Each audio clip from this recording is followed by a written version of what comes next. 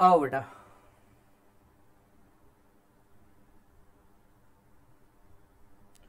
शुरुआत से आ जाते हैं। कुछ क्वेश्चन हमने किए हैं, कुछ क्वेश्चंस को आज हमें देखना है। I think question number 1 we have done. क्वेश्चन नंबर 2 के ऊपर आ जाते हैं, ध्यान से देखिएगा साहब। Discuss the tax implication arising consequent to the conversion of capital asset into stock and trade in the business and subsequent sale। Conversion of capital asset into stock in trade का क्वेश्चन है मालिक, याद करो। Conversion of capital asset into stock in trade का question है, यानी section 45 subsection 2। यहां पे क्या क्या रेफर करना होगा, यहां हमें सबसे पहले बताना होगा कि भैया conversion of capital asset into stock in trade को ट्रांसफर माना गया है as per section 2 subsection 47। Further 45(2) में हमें यह बताना होगा कि boss capital gain and PGBP income will arise when converted stock is sold, when converted stock is sold और partly sold.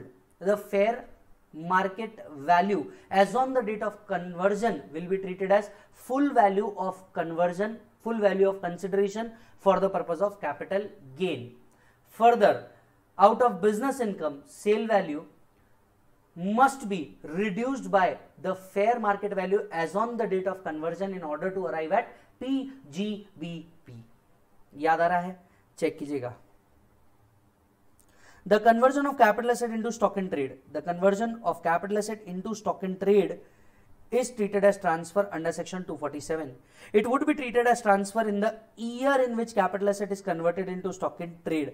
However, as per 45(2), the PGBP, profit and gains arising from transfer upon conversion of capital asset into stock and trade will be chargeable to tax only in the year in which stock in trade is sold। जैसा कि हमने कहा था, ये point हमें लिखना ही होगा।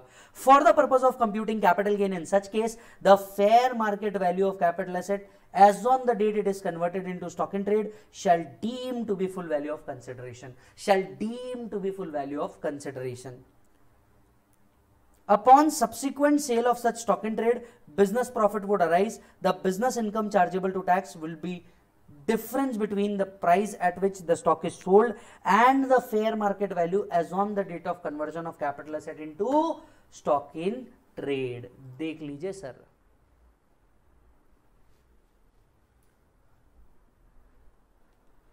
चलो बेटा, ये तो सीधे सीधे वही क्वेश्चन हो गया 45(2) का। बहुत सिंपल क्वेश्चन था, थ्योरी क्वेश्चन था। थ्योरी क्वेश्चन में आप ये 2 पॉइंट लिखेंगे, आपका काम हो जाएगा। Done sir. 3 we have already done. 4 you take it as homework. काय के ऊपर बेस्ड है मैं ये भी बता देता हूं, पीरियड ऑफ होल्डिंग के ऊपर ये कंसेप्ट बेस्ड है। इसी के साथ साथ मैं आप सभी को बताना चाहूंगा कि जो बच्चे इन टॉपिक्स को पढ़ रहे हैं, पीरियड ऑफ होल्डिंग को एक बार पढ़ लोगे काम खत्म हो जाएगा, उसे बहुत ज्यादा देखने की जरूरत नहीं है। ये एक मार्क के लिए मैक्स अगर आया तो भी पूछा जा सकता है। आइए क्वेश्चन नंबर 5 पे डील करते हैं। क्वेश्चन नंबर 5 आप सभी के सामने। A is the owner of the car. On 1/4/2020, he started a business of purchase and sale of motor car. He treats the above car as a part of stock in trade of his new business. ठीक है। He sell the same on 31/3/2021 and gets a profit of 1 lakh. Discuss the tax implication in the hands under the head of capital gains. Sir, is car a capital asset?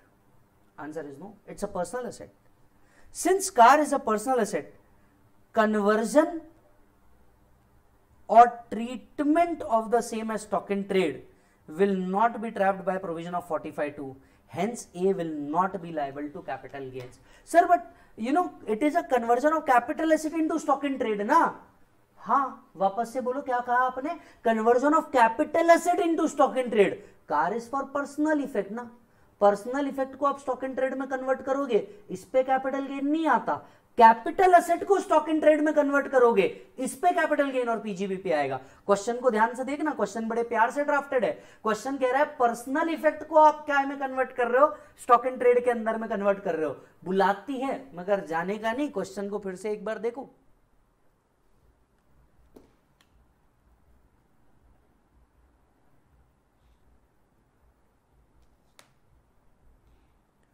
Done. Take question number 6 as homework. काय के ऊपर based है? Again conversion of capital asset into stock in trade. जैसे कि मैंने कहा था, it's a very famous question.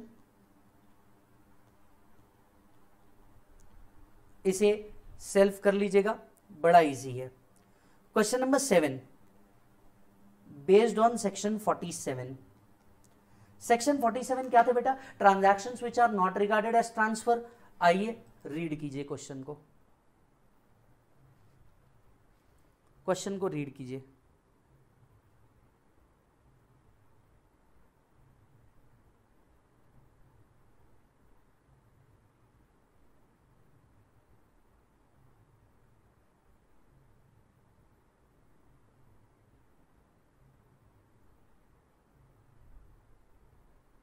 Done बेटा।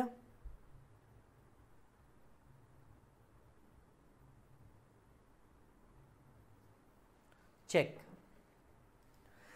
Mr. M held 2000 shares in company ABC Limited.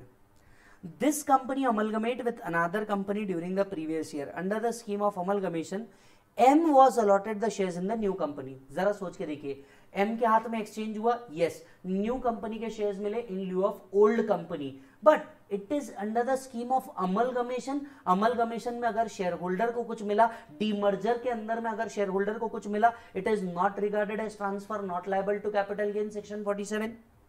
The AO proposes to treat the transaction as exchange and treat it as a capital gain. Is he justified? No. Assuming that the amalgamated company is an Indian company, the transaction is squarely covered by the exemption explained above, and the proposal of AO to treat the transaction as transfer is not justified. Done बेटा। Question number 8 देखो।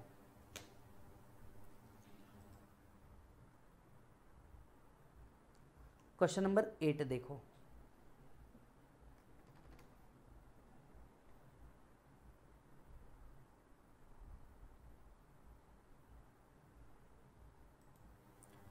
In which of the following situations capital gain tax liability does not arise? कौन सी situation में capital gain tax liability arise नहीं हो रही है? ठीक है sir. A purchase gold, he gifted it to son at the time of his marriage. The fair market value of the gold as on that day is 1 lakh rupees. Stop. मैंने स्वास्तिक की शादी पे उसको गिफ्ट दे दिया। स्टॉप। मेरे हाथ में कोई कैपिटल गेन टैक्स आएगा? नहीं, section 47। If capital asset is transferred under the gift, will or irrevocable trust, it is not regarded as transfer, not liable to capital gain. In fact शादी में उसको मिला रिलेटिव से, वो वैसे भी टैक्सेबल नहीं है। As per the provision of 47(3), as per the provision of 47(3), transfer of capital asset under the gift will is not regarded as transfer for the purpose of capital gain. Therefore, capital gain liability does not arise. A property is purchased by HUF in 1945. It is given to one of the family member. एक minute, is it partition of HUF at the time of partition? Yes. HUF अगर partition पे दे, क्या HUF के हाथ में कोई capital gain tax liability आएगी? नहीं. Section 47 again. So as per section 47, transfer of capital asset on total or partial partition of HUF is not regarded as transfer for the purpose of capital gain. Mr. B purchased 50 convertible debentures which are converted into shares. याद करो, conversion of debenture, conversion of bond, conversion of preference shares into shares will not be regarded as transfer, not liable to capital gain. इसमें भी नहीं आएगा. Section 47 again. As per 47(10), transfer of conversion of bond or debenture stock deposit certificate in any form of company into shares or debenture of the company is not regarded as transfer for the purpose of capital gain. Therefore, capital gain tax liability does not arise in the given situations. In the given situations. Yes, sir. चलिए sir, take 9th as homework. Take 9th as homework. Self में कर लेना, बड़ा easy question है ये. Come to 10th. काय पे based है? Again conversion of capital asset into stock in trade के ऊपर बेस्ड एक क्वेश्चन है.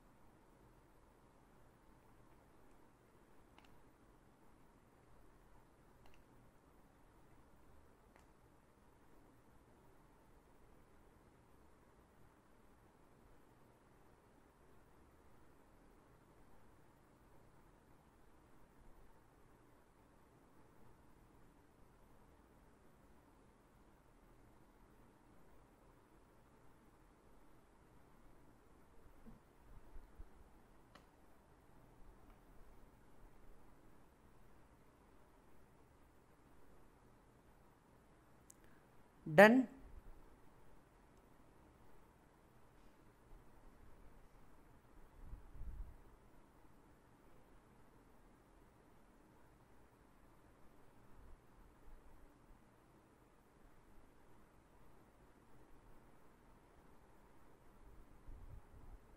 चेक कीजिए sir.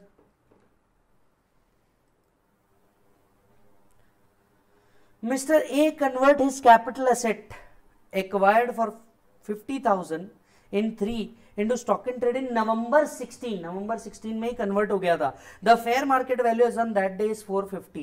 The stock in trade was sold for 650. Stop. In the month of September 20. यानी both capital gain and PGBP will arise in the previous year 2021, that is assessment year 21-22. बराबर बोल रहे हो sir. सबसे पहले PGBP निकाल देते हैं. Whatever is the sale value. What is the sale value? 6,50,000. तो सबसे पहले अगर पीजीबीपी की बात करें 6,50,000 is the sale value. Sale value में से क्या माइनस करते हैं? Fair market value as on the date of conversion. This is the fair market value as on the date of conversion 450. So I think 2 lakh will be PGBP. This is 2 lakh which is PGBP. बराबर है. अब full value of consideration लिया जाएगा as per 45 subsection 2. क्या लेंगे हम लोग? Whatever is the fair market value as on the date of conversion. ये आएगा 4,50,000. अब कितने में एक्वायर किया था? 50,000 रुपीज में एक्वायर किया था मालिक. 50,000 इनटू कौन सा इंडेक्स लेंगे? क्या हम प्रीवियस ईयर का लेंगे? क्या नहीं, हम उस ईयर का लेंगे जिस साल कन्वर्ट हुआ था. कन्वर्ट हुआ था 16-17 में. 16-17 का इंडेक्स 264. जिस साल असेट लिया था उसका index 109. So 50,000 into 264 divided by 109, this comes to 1,21,101. resulting capital gain 3,28,899. for the purpose of indexation, cost inflation index in the year in which asset is converted into stock should be considered. देख लो साहब, very easy.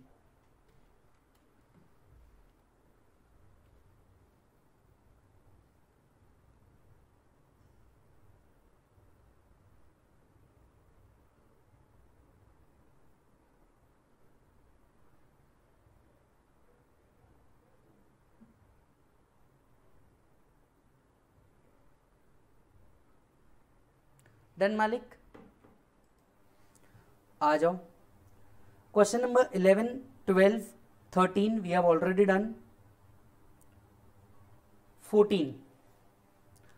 Come to question number 14.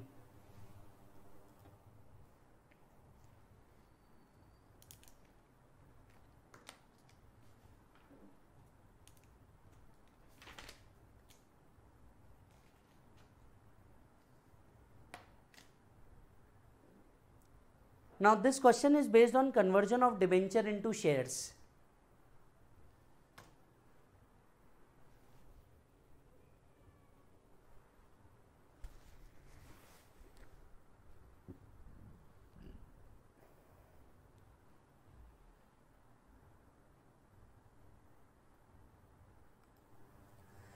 B purchased convertible debenture for 5 lakh during the August 2002. The debenture were converted into equity share in September 2012. These shares were sold for 15 lakh rupees in the August 2020. Wait. हमने 2002 में लिए थे, ये convert हो गए into shares in 2012 September. These shares were sold in August 2020. The brokerage paid is 50,000. You are required to compute capital gain. Now understand. Debenture जब shares में convert हुए, यहां पे सेक्शन 47 लग जाता है and there is no capital gain.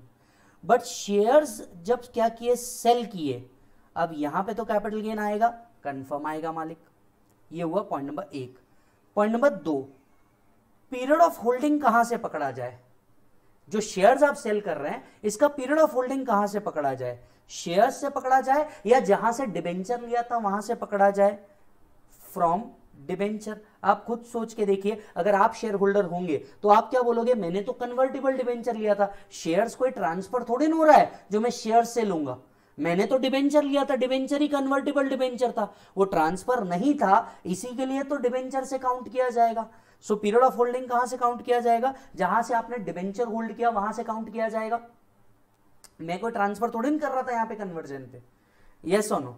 So capital gain arise होगा, period of holding कहां से काउंट किया जाएगा, डिबेंचर से काउंट किया जाएगा. अब यहां पे शेयर सेल हुए, कितने में सेल हुए, the shares were sold for 15 lakh. I think full value of consideration 15 lakh rupees. इसमें से कुछ ब्रोकरेज एक्सपेंसेस लगा 50,000, माइनस कर देंगे, नेट कंसिडरेशन 14,50,000 रुपीज.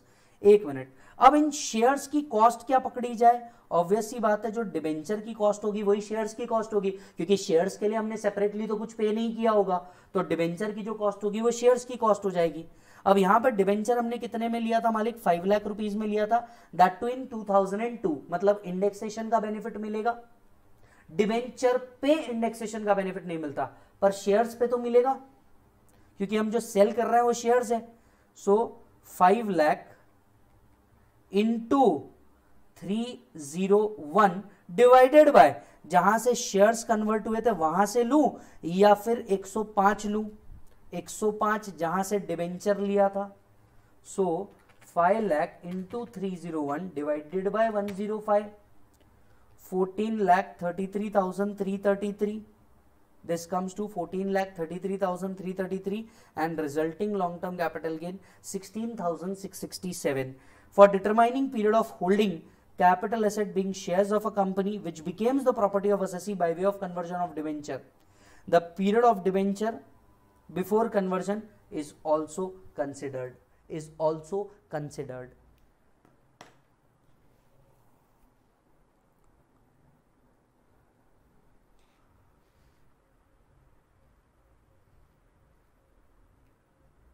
डन मालिक.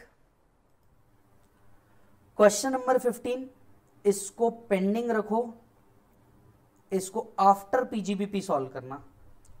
Question number 15 is a concept based on depreciable assets sold, तो ये उसके ऊपर बेस्ड है. वहां हमें एक सेक्शन डिस्कस करना होगा 50.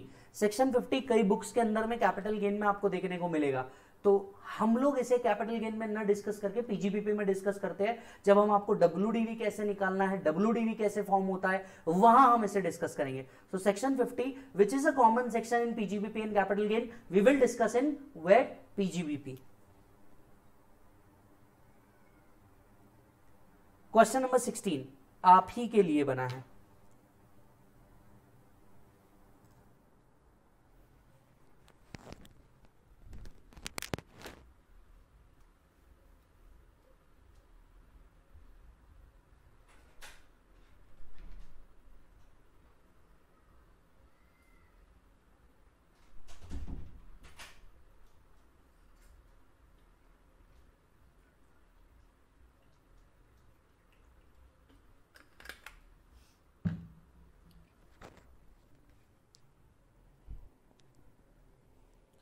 डन मालिक.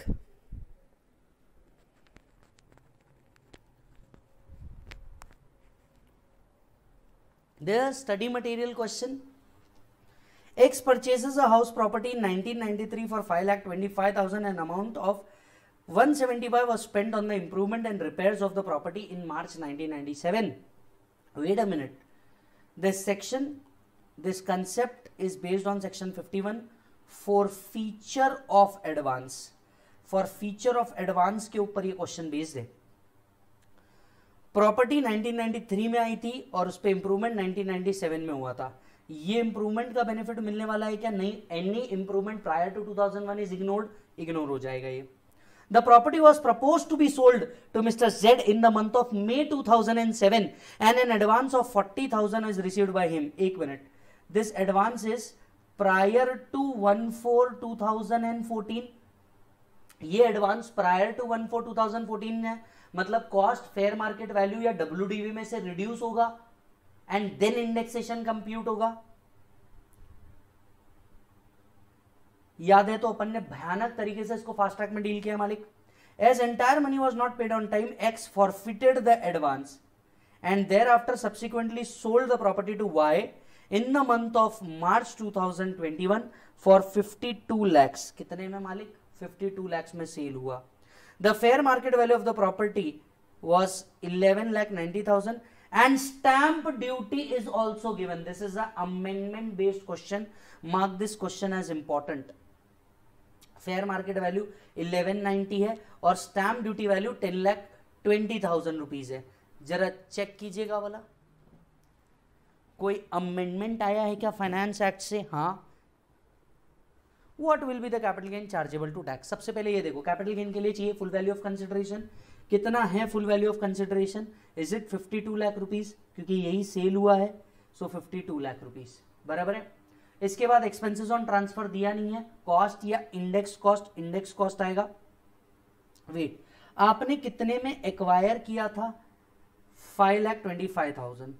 इसकी फेयर मार्केट वैल्यू कितनी है? 11,90,000, लेकिन इसकी स्टैंप ड्यूटी 10,20,000 है। याद होगा तो फाइनेंस एक्ट 2020 से एक अमेंडमेंट आया है, if stamp duty value as on 1/4/2001 is available, fair market value cannot exceed the stamp duty value, हाँ या ना? तो भले ही कॉस्ट ऑफ एक्विजिशन आपका 525 है, फेयर मार्केट वैल्यू आपका 11,90,000 है, लेकिन स्टैम्प ड्यूटी वैल्यू आपका 10,20,000 है, तो हम लोग स्टैम्प ड्यूटी वैल्यू को आपकी कॉस्ट कंसिडर करेंगे। Amendment based question mixed with forfeiture of advance. So 10,20,000 हमने इसे कंसिडर किया। इसमें से जितना प्रीवियस ओनर ने माइनस किया है, जितना प्रीवियस ओनर ने माइनस किया है, जरा ध्यान से सुनिए, वो कंसिडर होता है क्या? नहीं। जितना असेसी ने किया है, is x the assessee? Yes, x is the only assessee. अब ऐसे केसेस के अंदर में एक्स ने कितना फॉरफिट किया इसके पहले? The forfeited amount is 40,000 rupees, तो कॉस्ट में से 40,000 माइनस किया जाएगा, बैलेंस अमाउंट बची 9,80,000। 9,80,000 को इंडेक्स करेंगे इनटू 301 डिवाइडेड बाय असेट। अगर देखा जाए तो 2001 से पहले लिया है तो 100 करना होगा। This comes to 29,49,800। 52 lakhs में से उतना माइनस किया, इंप्रूवमेंट 2001 से पहले किया तो इग्नोर किया, long term capital gain arise हो गया। Mark this question as important. Any improvement incurred prior to 2001 is to be ignored. ये इसकी नोट यहां पे नहीं लिखी है 10,20,000 की, वो भी यहां पे लिख दीजिए। If stamp duty value as on 1/4/2001 is available, fair market value cannot exceed stamp duty value।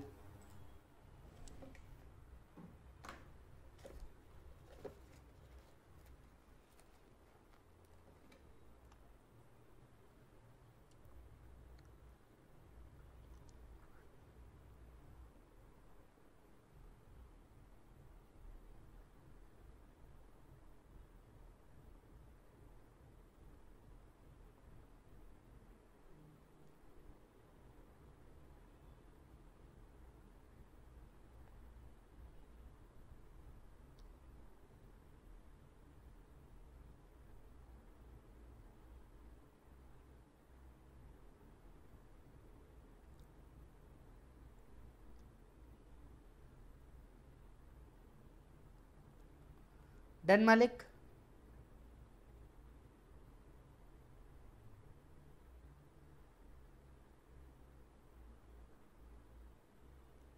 Okay, check.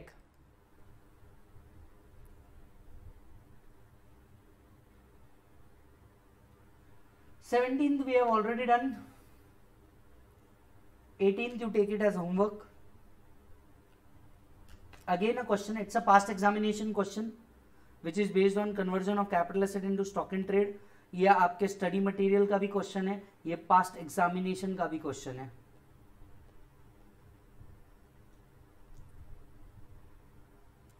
Come to question number 19. Come to question number 19. Solve it. Now this question is based on 45(1)(a). This question is a study material question. This question is a past examination question. Read it.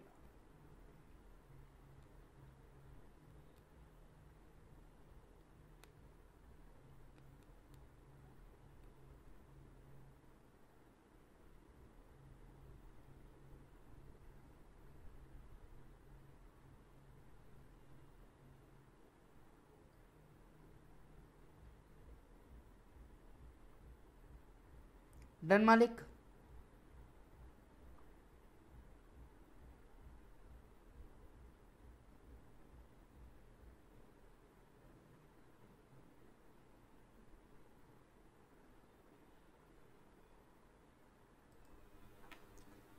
Mr. A, an individual carrying on the business, his stock and machinery were damaged and destroyed in a fire accident. 45(1)(a). The value of stock lost was 6,50,000. Certain portion of machinery could be salvaged. Opening WDV 1080. During the process of safeguarding the machinery and firefighting operation, A lost his gold chain and diamond ring, which he has purchased in 2004. The market value of these two items was 1,80,000. A received the following from the insurance company. Insurance company से क्या क्या मिला है? Stock के against में कुछ benefit मिला है. मालिक, स्टॉक के अगेंस्ट में कुछ बेनिफिट मिला है. इस स्टॉक का कैपिटल एसेट नो, तो इसके अगेंस्ट में जो कुछ भी मिला वो कहां जाएगा? पीजीबीपी. चेक कीजिएगा. Compensation towards the loss of stock. As compensation received from the insurance is towards the loss and damage of stock is to be constituted as trading receipt. Hence 480 received as an insurance claim has to be assessed under the head of PGBP.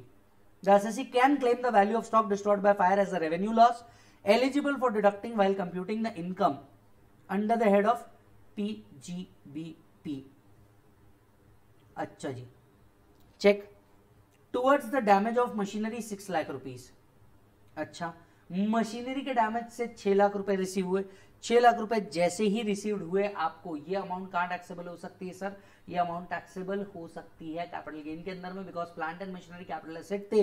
लेकिन opening WDV था 10,80,000 रुपए, इसके against में सिर्फ 6 lakh rupees received हुए. बचे हुए का क्या? आइए देखते हैं. The question does not mention whether the salvage machinery is taken over by the insurance company or whether there was any replacement.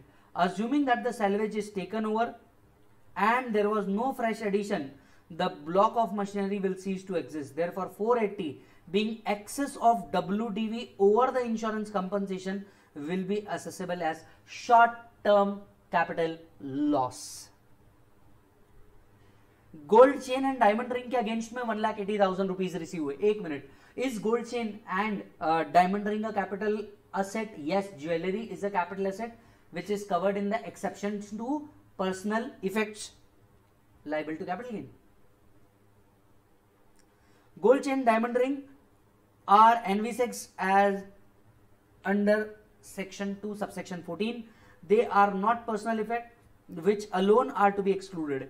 If any profit and gain arise owing to the receipt of insurance compensation, the same shall be chargeable as capital gain. The capital gain has to be computed by reducing the index cost of acquisition of jewelry of rupees 1,80,000. Done, Malik? Question number 20 we have done. Question number 21 pending. Question number 22 again pending. Come to question number 23. Harshita. Mark this question as important. This is again a past examination question. This is again a study material question. A very good question. काय के ऊपर based है? Conversion of capital asset into stock in trade, but partly वाला याद आ रहा है? Part of the stock is sold तो only proportionate capital gain will arise. हम कैपिटल गेन पूरा कंप्यूट करेंगे लेकिन प्रपोर्शनेट ही टैक्सेबल करेंगे. उस कंसेप्ट के ऊपर बेस्ड बेहतरीन प्रॉब्लम्स है. एक बार पहले प्रॉब्लम को पढ़ो.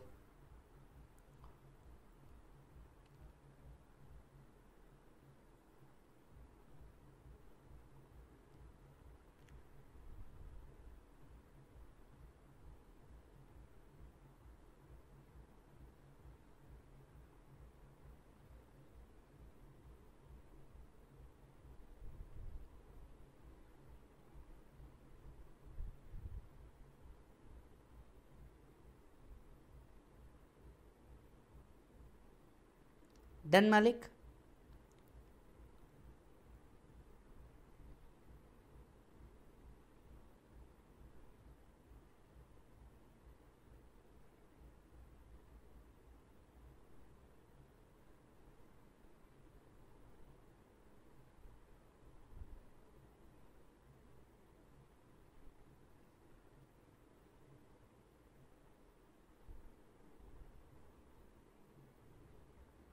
Done?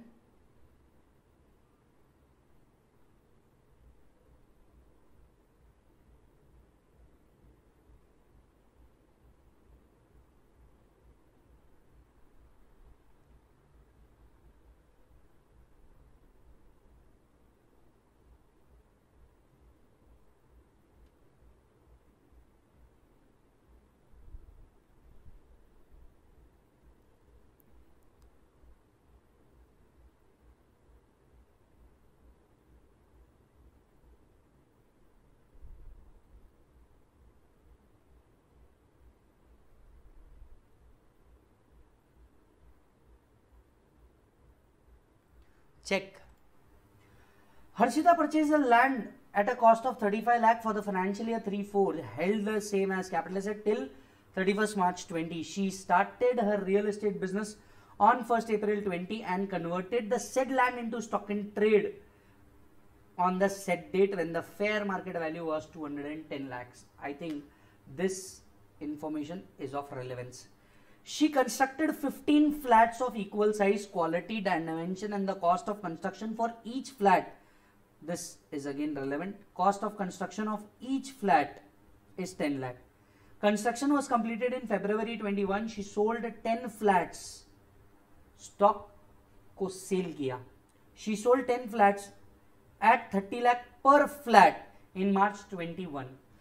10 लाख के हिसाब से 10 फ्लैट 30 लाख के हिसाब से बॉस सेल कंसिडरेशन निकल गया पीजीबीपी का. The remaining 5 flat were stock in trade. She invested 50 lakh in the bonds of NHAI on 31st March and another 50 lakh in REC. Compute the capital gain and business income. सबसे पहले business income निकालते हैं. Stop. हमने 30 lakhs के 10 flat cell किए. 3 crore rupees. PGBP में आओ. This is 3 crore rupees. इसमें से fair market value as on the date of completion बराबर है. Fair market value as on the date of conversion was 210 lakhs. इसमें से इस 210 lakhs में से जरा सोच के देखिएगा. इस 210 lakhs में से ओनली 10 फ्लैट बेचे आउट ऑफ 15. क्या मैं कह सकता हूं 2/3?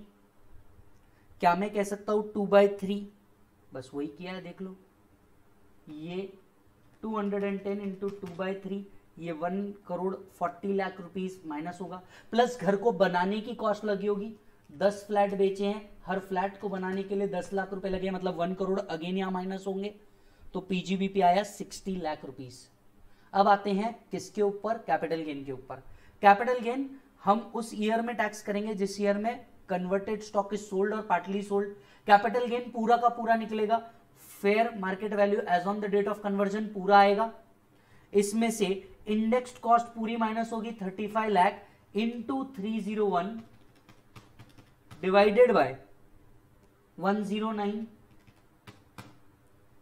This comes to 96,65,138. Resulting capital gain 1,13,34,862। अब इसका प्रपोर्शनेट 2/3 1,13,34,862 का 2/3 proportionate capital gain chargeable to tax 75,56,575।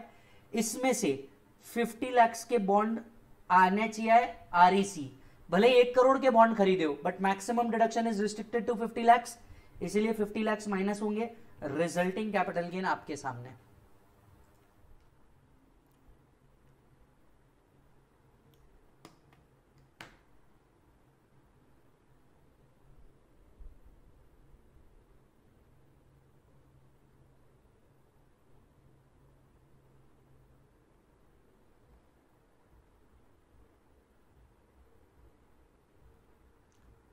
Done मालिक?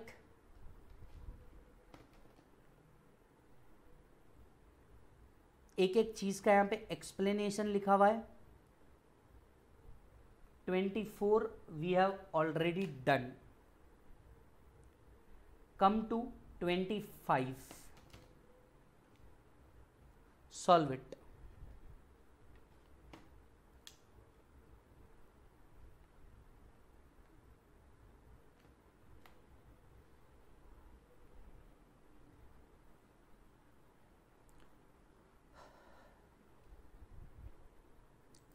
Now this is again a study material question. This is again a past examination question.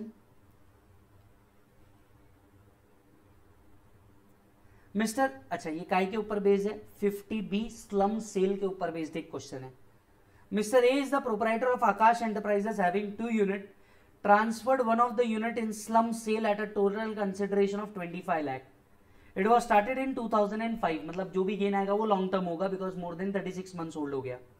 Expenses incurred is 28,000। सबसे पहले net consideration यही निकल गया क्या बेटा? देखना वाला नेट कंसिडरेशन मतलब sale consideration minus expenses on transfer, 25 lakh minus 28,000, net consideration आ गया 24,72,000। 24,72,000।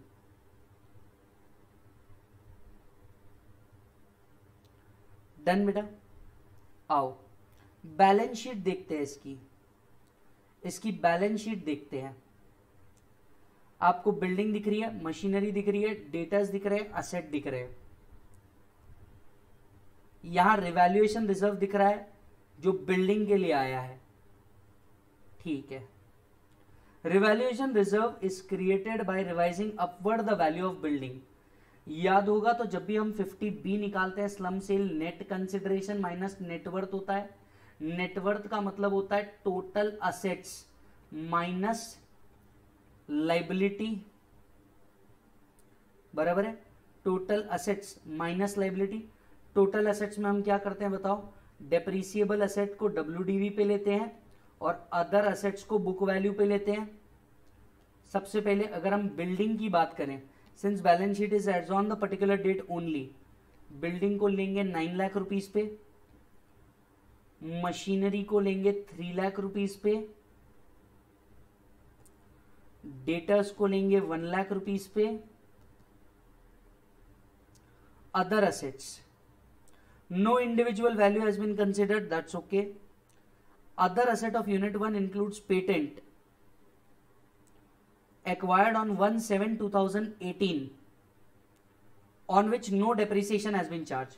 Stop. Patents, is it an intangible assets? Intangible assets should have been depreciated at the rate of 25%. इन्होंने 50,000 के पेटेंट्स पे डिप्रिसिएशन ही नहीं लिया।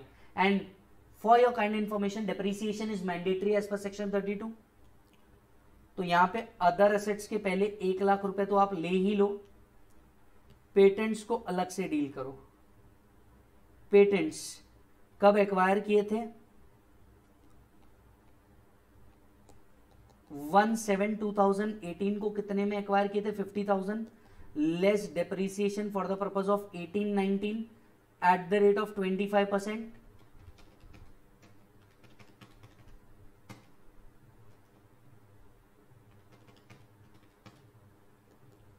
12,500, 37,500 depreciation for the purpose of 19-20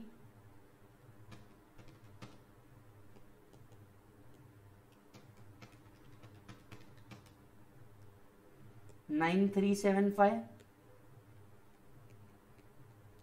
What is WDV as on 1/4/2020? 28,125. Depreciation for the year of sale हम लोग लेते नहीं. ट्रेड WDV माइनस होता है. ये हो गए आपके टोटल असेट्स. इसमें से करंट लाइबिलिटी माइनस कर दो.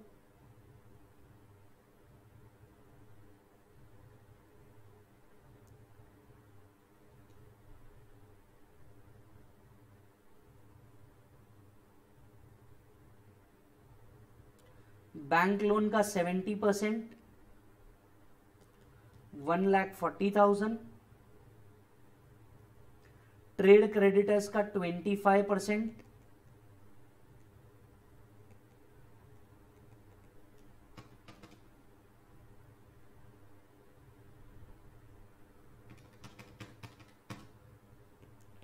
37,500.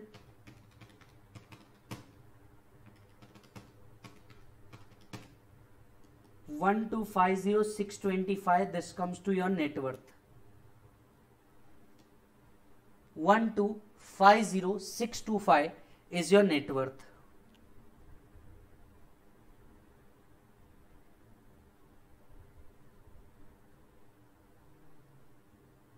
Done, Malik?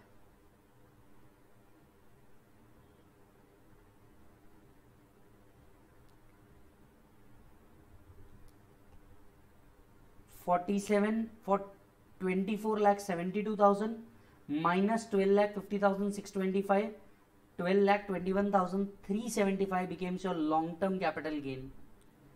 यहां पूरा नेटवर्थ का कंप्यूटेशन दिया है, चेक कर लें.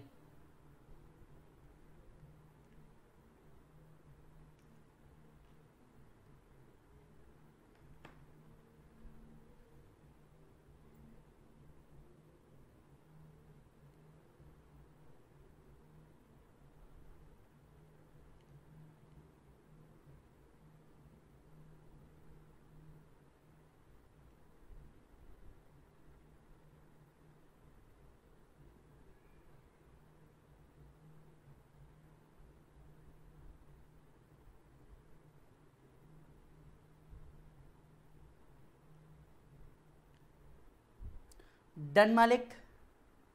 That's it. आ जाओ सर. काम खत्म, गेम ओवर.